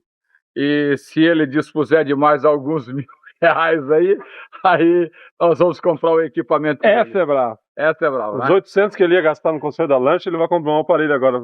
Então a gente andava de lancha, andava de barquinho, de alumínio, não tinha tempo ruim. Inclusive, hoje a gente ainda faz isso. Ele já está mais velho, assim, está mais devagar, mas até hoje ele costuma fazer essas coisas. Então eu me sinto um homem realizado, tanto a nível ministerial, porque a igreja, com a graça de Deus, Deus abençoou, mas eu olho que não foi pagando preço pela minha família. A minha família, graças a Deus, também cresceu junto com a igreja. Não foi algo que, vamos dizer assim, eu priorizei a igreja em detrimento da família. Eu sempre tive essa percepção de que o meu chamado principal era a família, estar com eles. Então eu fui um pai presente. Foi um pai que a gente corria bastante, mas eles corriam junto. Mas sempre tivemos o nosso núcleo familiar muito bem estabelecido. Eu me lembro quando a gente era criança, a igreja era pequena, a gente acabava conhecendo todo mundo, os nossos aniversários, né? A gente fazia na igreja, que a gente tinha o quê? 5, 6 amiguinhos ali. Só que conforme a gente foi crescendo, o tempo foi passando, a igreja foi aumentando, hoje as pessoas chegam na gente, tipo, oi fulana, e eu penso, quem é essa criatura? 2001, eu creio que nós éramos 150 pessoas. Gente, lembro muito bem disso, que a igreja começou a dar um salto 2002, 2003, 2004. É tipo assim, bem assustador, sabe? No sentido, no templo menor, quando era bem menor, né? Tinha bem pouca gente. E eu sempre fui aquela mulher assim, muito extrovertida, né? E eu sempre gostava de cumprimentar um por um. E foi no passar dos anos a igreja crescendo, isso para mim foi bem difícil eu entender isso e acostumar com isso, de ver o crescimento da igreja e eu não poder mais fazer isso, de ter aquele contato assim, oi, agora eu faço em geral, oi, a paz, oi, querido, né? Eu não tenho, então eu custei entender isso. Lembro no templo menor, quando se decidiu fazer uma galeria para 100 pessoas e aquela galeria encheu de novo. E daí foi na época que nós desafiamos a igreja a construir um pavilhão, 18 por 36. E na hora de marcar o pavilhão 18 por 36, eu me lembro que daí o Celso já estava trabalhando na igreja e disse, quem faz 18 por 36 faz 18 por 42. E aumentamos mais 6 metros e fizemos, então em 2005 começamos o pavilhão. a gente entendeu que a igreja estava crescendo. Além de ver e encher a galeria, a igreja estava superlotada, pessoas comprometidas, grupos de crescimento sendo fortalecidos. E isto foi algo muito bom para a igreja, porque a igreja estava crescendo numa direção, uma palavra de Deus. E dali as coisas foram acontecendo, os ministérios começaram a crescer. No ano de 2006, a gente teve uma reunião do Ministério de Louvor e naquele momento o Ministério de Louvor não tinha mais a liderança. O líder que estava na frente daquele trabalho abriu mão e nós estávamos naquela época sem líder. E o pastor reuniu daí num domingo antes do culto, reuniu a equipe de louvor e falou assim: ó, gente, Deus está direcionando aí uma pessoa, eu não falei ainda com ela, mas a partir de agora é comigo e depois eu passo para vocês como vai funcionar. E daí, naquele mesmo domingo, eu estava ali em cima no palco, ele falou: filho, posso contar contigo no Ministério de Louvor? E para quem não sabe, o pastor Gilberto foi meu primeiro professor de música. A gente tinha, sei lá, 8 ou 9 anos e ele deu uma iniciação musical em flauta doce aqui na igreja. Então aquilo despertou a paixão pela música, o envolvimento com louvor. E naquele momento que ele me chamou, passou aquele filmezinho na minha cabeça. Lá quando eu aprendi música com ele, tal, aquela paixão. E eu falei: pronto, ô pastor, conta comigo. Começamos a trabalhar com missões, a ter uma visão missionária, porque nós tínhamos uma palavra de Deus, uma palavra bíblica, né? Que a igreja seria uma igreja grande e missionária. Então isso eu entendi uma coisa, disse: não, vamos trabalhar nisto. E começamos a trabalhar, a se envolver na área de missões, e eu vi e presenciei a vida do pastor Gilberto durante todo esse tempo, ele como um homem visionário. É um homem com muita visão, assim, a longo prazo. Ele consegue enxergar lá longe, planejar lá longe. Então uma das coisas que eu admiro nele é essa visão, assim, a longo prazo. Ele nunca foi uma pessoa de querer fazer algo meia boca. Nunca foi uma pessoa de querer fazer algo pelo mais barato ou mais simples. Ele sempre pensou lá na frente, ele sempre está um passo à frente. Eu coloquei algumas situações para ele: pastor, quem sabe a gente não faz isso, não faz uma oficina, não faz uma avaliação do louvor e tal. E ele prontamente falou: vamos lá, toca a ficha aí. E a gente fez todo o processo de estruturar o louvor e ele sempre ao nosso lado. Então uma coisa assim que é muito legal do pastor Gilberto é que ele sempre está do teu lado assim, ó, vai, pode fazer. Ele faz, ele dá liberdade para as pessoas fazerem as coisas, porque ele sabe que quem está na frente é Deus. O pastor Gilberto sempre deu apoio naquilo que Deus estava fazendo na vida de outras pessoas. Foi assim comigo também. Então, na época dos grupos de crescimento, quando chegava o pastor, vamos fazer determinada campanha, determinado movimento, nunca teve impeditivos da parte dele, certo? Muito pelo contrário, sempre motivou, incentivou, toca a ficha, se Deus está colocando no teu coração. Assim também foi no próprio Celebrando a Restauração. Tchê, se Deus botou no teu coração, Ele vai dar graça, as coisas vão acontecer e toca a ficha. Ele sempre esteve disposto a ajudar, mas nunca impediu algo. Nós começamos então, com o passar do tempo, lá atrás só tínhamos jovens. Depois percebemos a necessidade de que precisamos ter algo para os adolescentes, então nós viemos e multiplicamos adolescentes e jovens. Que foi maravilhoso também. O GAD, foi um sonho do pastor Gilberto e eu nem sei, eu pensava assim, será que nós somos, né? Será que eu sou capaz disso, né? E era algo muito organizado, muito estruturado. E algumas pessoas sonharam junto com o pastor Gilberto. Eu fui chefe há alguns anos do GAD, né? E foi um tempo muito tremendo, assim, de Deus. Estar com as crianças, a questão da disciplina, da organização, do formato, foi algo, assim, muito maravilhoso também poder acompanhar o GAD.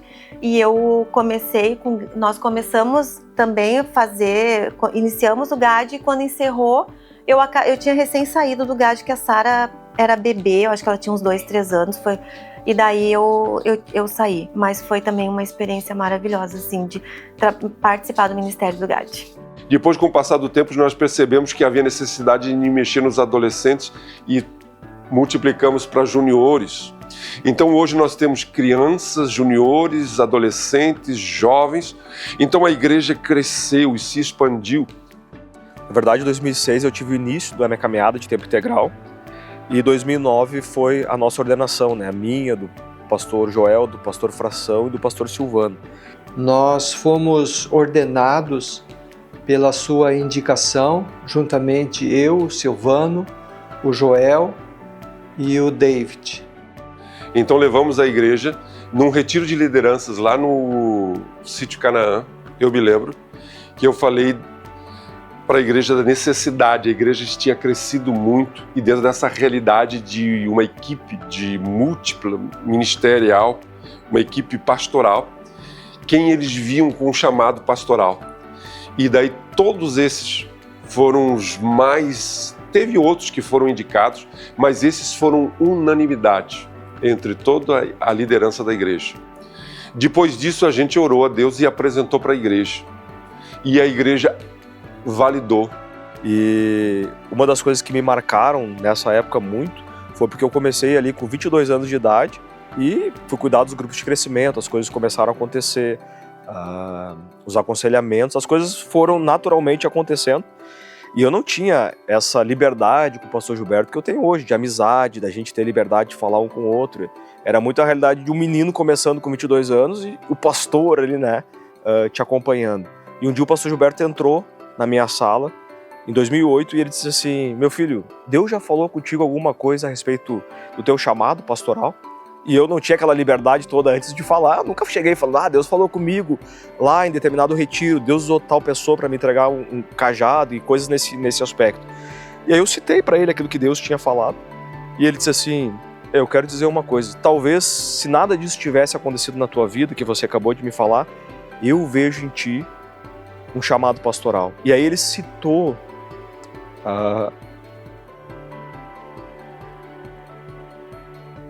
as coisas que ele percebeu ao longo daqueles breves anos, mas como Deus estava agindo. Ele disse: eu nunca fiz propaganda de ti, eu nunca falei para ninguém te procurar, mas eu vejo Deus agindo através disso. Daí teve todo um processo normal, né, como liderança, até a ordenação, mas isso foi uma coisa que marcou a minha vida. O referencial do meu pastor perceber isso. Então, foi uma marca para mim. E daí, depois desse tempo todo, as coisas começaram a crescer de tal forma que chegamos ao impasse do espaço de novo.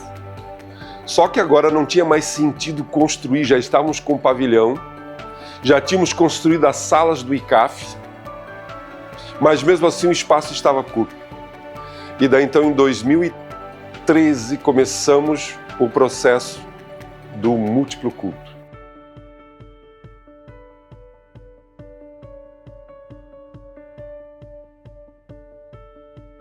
Bom, o que eu vou falar do Gilberto avô, né? Fazem 8 anos que ele se tornou avô, a primeira neta dele foi a Nina, minha filha. E ele é um vozão, um avôzão, as gurias amam ele, as crianças amam ele demais, ele é um vô coruja. Ele é muito puxa-saco dos netos, muito. Não que eu não seja, mas tipo, ele que brinca, ele que corre. As crianças são apaixonadas por ele. É o vô pra cá, é o vô pra lá, e faz desenho na escola, e desenha o vô, e vão viajar com o vô, e querem passear com o vô. Então eles admiram muito o vô deles, né? E elas ainda são pequenas, elas ainda não têm muita a noção da questão assim ministerial do vô delas. Elas sabem que o vovô ama Jesus, o vovô é o pastor da igreja, mas com certeza eles aprendem muito com o avô deles no exemplo, também assim como nós, né? Não só no discurso, na caminhada elas conseguem aprender com o vô mais a amar Jesus. Hoje as minhas filhas, eu tento criar as minhas filhas da mesma forma como eu vi o exemplo dele dentro de casa. Ele chegou aqui, aquele griteiro com as crianças, então as gurias corriam para um lado, escondia debaixo da mesa, corria para cá e ele, numa felicidade, eu disse: Gemima, registra isso aí que é muito legal, isso aí vai marcar pro resto da vida, quando as gurias ficar moça, né, lembrar do vô. Ele é um vô muito assim, feliz, ele é feliz demais com essas netas, ele tem muito orgulho dessas netas, Deus o livre. E a gente é uma família muito abençoada, muito feliz mesmo, porque os netos é tudo de bom na vida da gente. Eu gosto muito de quando o vô brinca com a gente, ele ensina a gente a nadar. Ele falava pula e eu pulava, e assim eu aprendi a nadar. Eu gosto que o vô me dá presente e eu gosto que ele me deixa entrar na piscina. Eu gosto também que o vô brincar comigo de distante. Eu gosto muito quando o vô brinca de pianinho com a gente. Ele fala assim com a gente morre de dar risada. É muito engraçado, muito divertido. Eu te amo, vó. Amo, Gilberto. Vó, eu te amo muito. Te amo, vô Gilberto. E daí a verdade é que a gente acabou chegando em 2017, em maio de 2017, e nós então lançamos o terceiro culto. E a partir daí então, ceia nos 3 cultos, porque não tinha mais sentido fazer ceia num horário só porque não comportava mais o povo. Por isso, estou aqui para incentivá-lo a, junto conosco, como Igreja Batista Filadélfia de Canoas, a superarmos o desafio do terceiro culto aos domingos. Então, de lá para cá, o crescimento foi, e você hoje, quando olha para a realidade do nosso ministério, que antes era o Ministério Infantil, depois virou Geração Futuro e hoje é Philadelphia Kids. Ele sempre apoiou todas as iniciativas da igreja e hoje, por exemplo, eu trabalho no Philadelphia Kids, nosso ministério infantil. O que eu vou falar do nosso ministério infantil? Coisa mais incrível, mais maravilhosa que Deus está fazendo.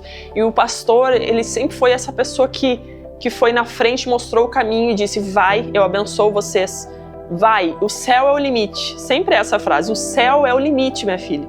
Então, uma igreja saudável como a nossa, que atende desde o bebê até a pessoa idosa, em todas as áreas, isso é uma igreja de Jesus, é uma igreja de alguém, um pastor que tem uma visão de Deus e que não se perdeu no meio do caminho. O pastor Gilberto tem misericórdia, ele tem graça no lidar com a situação, lidar com os problemas, e no que tange a vida pessoal dele, no que toca para ele às vezes leva o ônus, mas faz a coisa da melhor maneira possível para que Deus seja glorificado. Então isso é um aprendizado, além de todo o aprendizado de lidar com as circunstâncias, lidar com as situações. Eu só posso dizer que eu sou grato a Deus pelo privilégio que eu tenho de andar junto na caminhada, de aprender com a vida do pastor Gilberto, desde muito novo. Isso formou meu caráter como pai.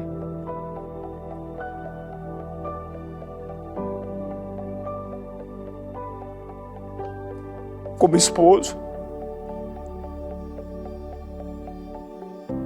Como um pastor, mas também como um homem de Deus. Então, isso me ajudou muito na minha vida. Ele é um homem extremamente humilde. O meu pai é uma pessoa, eu admiro demais isso nele. É um homem muito generoso. Eu cresci vendo meu pai pagando curso técnico para os guris da igreja. O meu pai investindo. Uma vez ele até trouxe um menino, estava passando uma dificuldade, trouxe um menino um tempo, passou uma temporada morando com a gente, ajudando esse menino, e sempre uma mão fazendo e a outra sem saber, sem ver. Ele nunca ficava se gabando das coisas que ele estava fazendo, fazia em segredo, várias coisas que eu nem sei e que ninguém nunca vai saber da generosidade dele. Então isso nos fez crescer de uma forma a ser muito generosos também, a sempre olhar para o outro e ser justo, ser correto. Ele tinha a Semasp, a empresa elétrica, eu estava desempregado, ele me botou para trabalhar também com ele na Semasp, né? Fomos trabalhar algumas vezes no polo petroquímico, umas 2 vezes na ponte do Guaíba.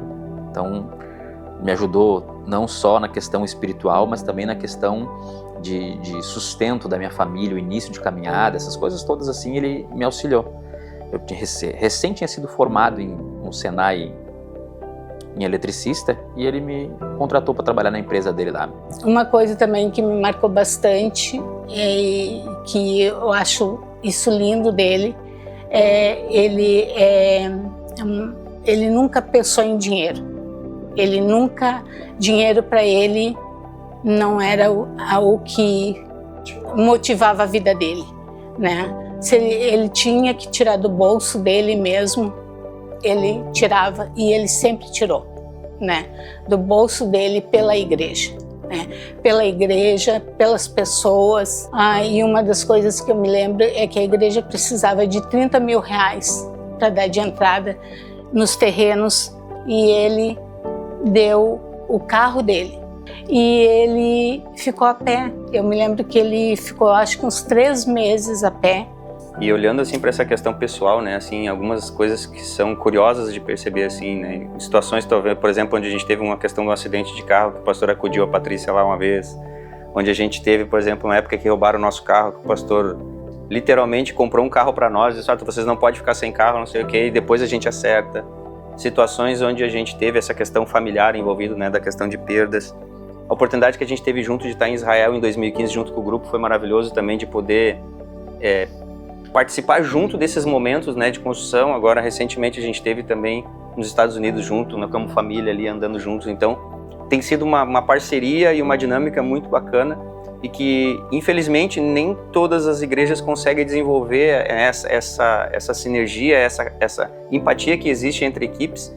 E como a Patrícia falou, assim, muito mais que a questão só de pastor e ovelha, né? A gente é amigo, irmão, a gente tem andado junto, tem chorado junto. E a gente louva a Deus porque é bom a gente ter a confiança e a segurança de saber que quem está na frente, como um pastor presidente, né, tem esse caráter, tem essa vida, tem essa entrega como exemplo e modelo. Então a igreja cresceu e se expandiu.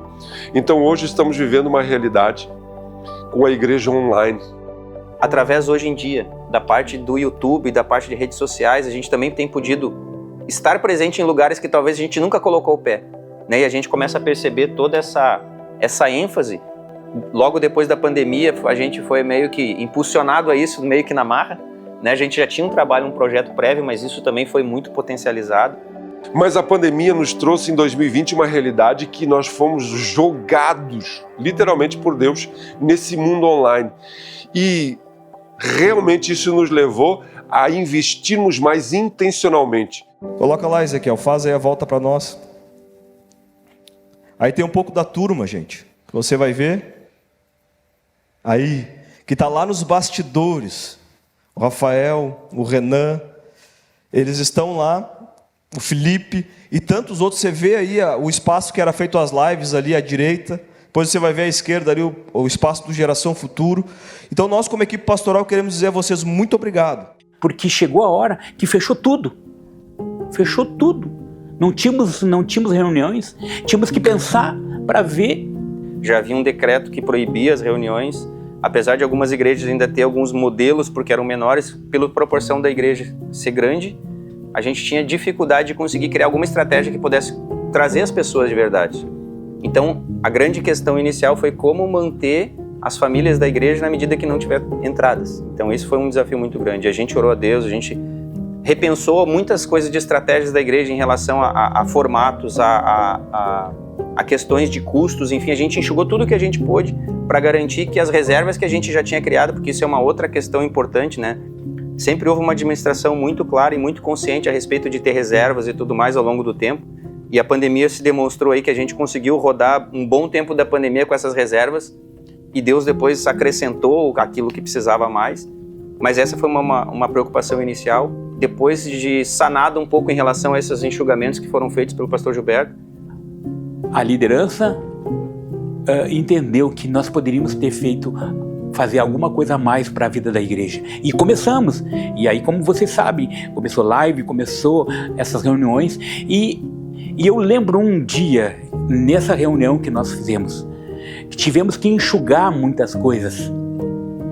E eu lembro que o pastor Gilberto nos disse para nós, você marcou para mim, a única coisa que nós não vamos enxugar é a oferta para os nossos missionários.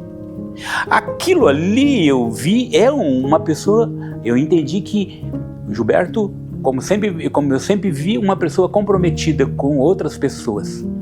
A próxima questão é como manter conectada uma igreja família distante. Então, né, se trabalhou bastante na questão das lives, a gente tinha lives diárias movidos pelo amor, então a gente criou, mesmo sem ter uma experiência com isso, a gente criou alguns cenários, alguns ambientes ali na igreja.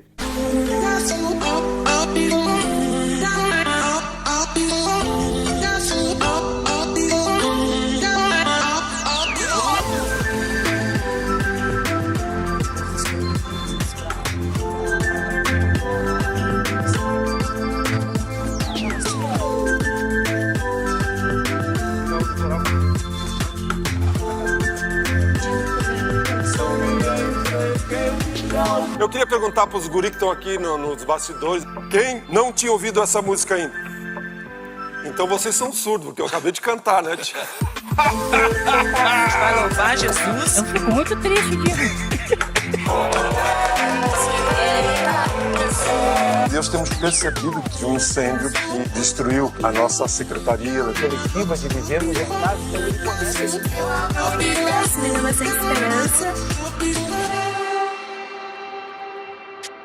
Vou contar uma coisa que talvez ele nem saiba.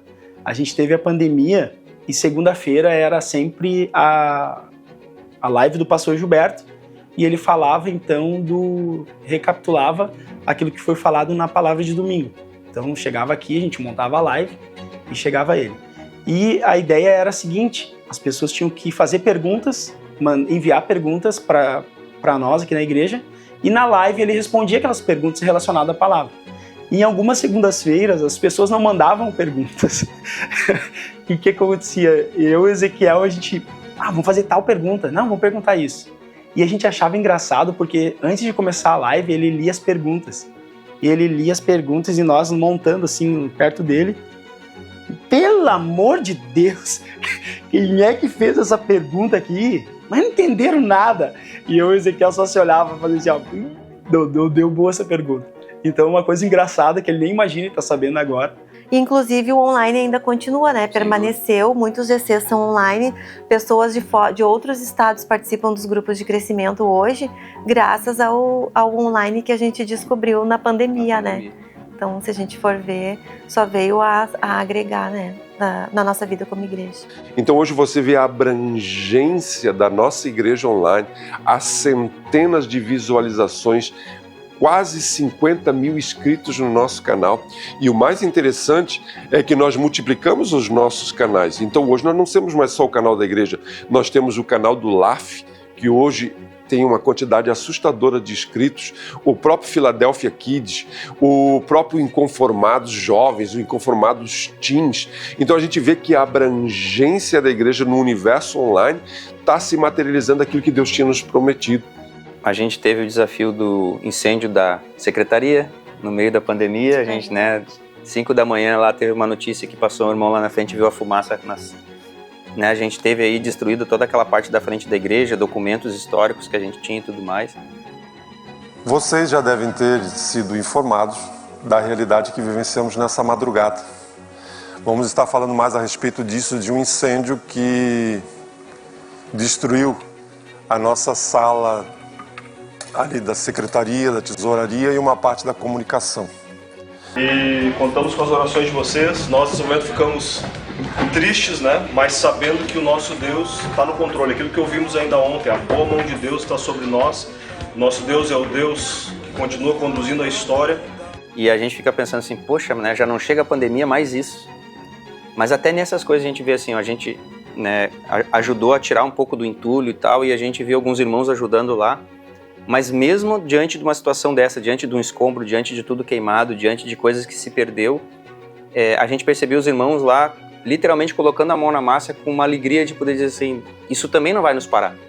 Um incêndio anterior que teve lá quando a igreja ainda era igreja de madeira não nos parou, não vai ser esse que vai nos parar. E cada vez mais Deus mostra que apesar desses reveses naturais, Deus tem sido sobrenatural com a nossa vida e tem nos abençoado de forma tremenda. E agora nós chegamos em 2024 e temos diante de nós um futuro. Eu já estou 30 anos sentado nessa cadeira e eu digo para os meus colegas que agora nessa segunda leva, nesse segundo período dessa expansão, nós tivemos a segunda ordenação. Foi quando nós ordenamos então o Rafael, o Ezequiel e o Rodrigo. Mas é muito bacana a gente poder perceber que Deus tem nos dado também hoje em dia uma equipe pastoral, que nasceu de dentro, que veio crescendo junto desde a época de jovens. Então o que a gente tem feito bastante é escutado as histórias, ouvido os conselhos, que ele tem entendido isso também, que ele está chegando num nível assim, que ele está muito mais para a reta final do ministério dele do que do início. Então ele dá bastante conselho, ele diz a forma, por aqui, eu acho que se vocês forem por aqui é melhor para vocês. Se vocês não fizerem isso aqui, eu acho que vocês não terão prejuízo. Então, Hoje a gente dá bastante ouvidos a isso. Ele tem dado bastante conselhos para nós e isso tem sido um privilégio para nós por poder estar com ele aí, por poder participar e estar junto com ele nessa caminhada. Né? A gente tem vivido hoje, tem colhido muito do fruto daquilo que foi a direção de Deus na vida do pastor Gilberto, aquilo que Deus inspirou o coração dele e ele acabou inspirando a gente. Né? E a gente comprou essa visão que Deus deu para ele da família Batista Filadélfia, né? Da IBFC.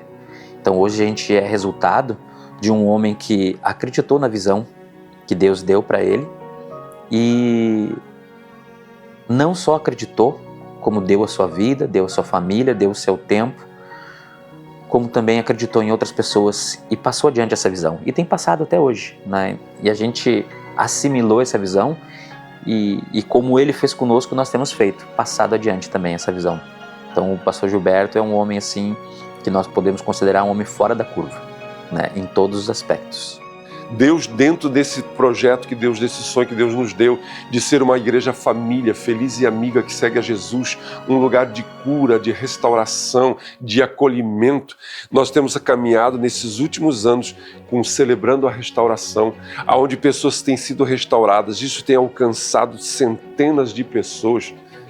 E a gente percebe que essa família realmente tem trazido pessoas que têm entendido e comprado essa visão, esse sonho. Pessoas que dizem para nós assim, era isso que eu queria da parte de Deus, era isso que eu buscava para minha família. Então, cada vez mais, Deus tem acrescentado pessoas com dons, com chamados. Está fazendo 25 anos e está aqui.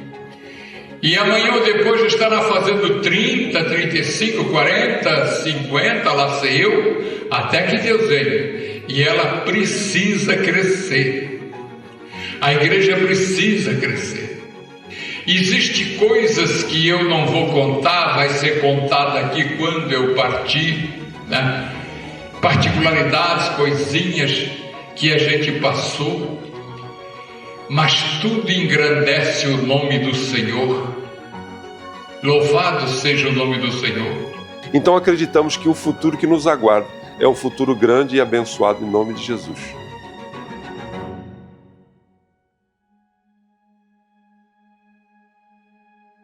Eu queria dizer para ti, Gilberto, que algo que eu sempre admirei em ti é o teu caráter.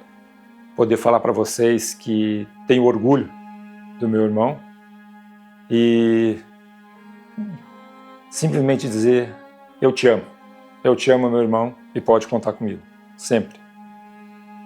Pastor Gilberto, que tu possa viver muitos anos e que a gente possa usufruir da sua amizade, do pastor que você é, que nos inspira a sonhar, a servir a Igreja de Jesus. Tamo junto. Da minha parte, só tenho a agradecer a Deus por ter colocado tu na minha vida, tu na minha juventude, onde a gente cresceu junto, espiritualmente, como homem, e depois tu sendo meu pastor, muitas coisas eu me espelhei em ti. Tu é uma pessoa que sempre nos motivou, sempre nos deu condições de fazer um bom trabalho como líder, tu teve confiança na gente, então isso é demonstrar o amor que tu tem por nós. E eu fico sem palavras porque tu é meu irmão, tu é meu pastor, tu é tudo para mim, eu te amo e tu sabe disso. Chorei. Chorei. Pastor, a minha oração pelo Senhor é que Deus continue te sustentando, te abençoando, dirigindo teus passos. Eu sei que o Senhor não tem mais aqueles 40 anos de idade, né? Mas continua amando a Jesus, honrando a Jesus, isso a gente percebe a cada dia. E a minha oração, principalmente, é que o Senhor possa ainda ter pelo menos uns 20 anos na caminhada para que eu possa me aposentar junto com o Senhor. Que Deus lhe abençoe. Um forte abraço. Hoje eu posso dizer que se eu sou alguém ou alguma coisa, o que eu tenho, é por causa do meu pai. Então, eu louvo a Deus e agradeço pela vida do meu pai, pela estrutura familiar que eu tive, pela referência de pai que eu tive e que principalmente essa referência me faz hoje entender a referência que eu preciso ser para as minhas filhas, né? Então eu louvo a Deus pela vida dele, por essa referência sólida que ele foi e tem sido na minha vida até hoje. Eu agradeço a Deus e louvo a Jesus pelo pai que ele me deu. Te amo, pai. Eu espero estar contigo. Eu sei que nós enfrentamos muitas dificuldades junto. Choramos muito aí, mas junto com os nossos parceiros. Mas eu espero estar mais além ali, ficar junto contigo e vamos envelhecer junto aí. Te agradeço por tudo mesmo. Obrigado. Então, Gilberto, pai, eu gostaria de dizer que eu tenho muito orgulho de ser tua filha, muito orgulho mesmo. É uma honra para mim. Me sinto privilegiada toda vez que eu oro, que eu falo com Deus, eu agradeço Ele. Me sinto privilegiada de poder ser sua filha, de poder ter vivido ao seu lado por muito tempo na minha vida, lá na infância e na adolescência. Que nem eu falei, eu sinto falta hoje dos momentos que a gente passava mais juntos. Claro, é outra fase que eu vivo, né? Hoje eu posso passar o que eu aprendi contigo para as minhas filhas, para minha família. E cada vez que passa o tempo, eu me orgulho mais de ti ainda, da tua sabedoria. A minha oração é que eu possa ter um pouco da tua sabedoria no meu dia a dia, na minha vida, no meu ministério, no meu casamento, na minha família. E hoje eu não consigo imaginar minha vida sem te ter nela. E eu te amo muito. E é isso aí. A minha oração a Deus é que o Senhor te sustente todos os dias com essa mesma fidelidade, essa mesma integridade de continuar fazendo a obra do Senhor. E que o Senhor te sustente nesses anos ainda vindouros, para que possamos caminhar junto ainda um bom tempo. Te dê saúde, te dê sabedoria, te dê graça, para que junto possamos completar a essa obra até que Jesus venha. E eu queria dizer que Deus continue abençoando, e Ele tem sido um homem sempre presente na nossa família, né? Então, só tenho a agradecer pela vida do pastor Gilberto. Eu queria te dizer, pai, que eu te amo bastante. E como eu sempre falei, se o mundo tivesse mais Gilbertos, ele seria melhor.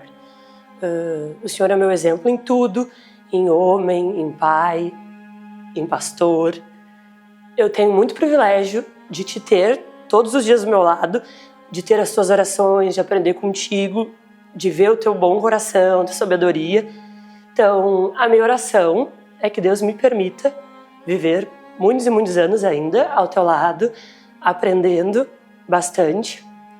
E eu só tenho que te agradecer por tudo que o Senhor faz e fez por mim e dizer que eu te amo.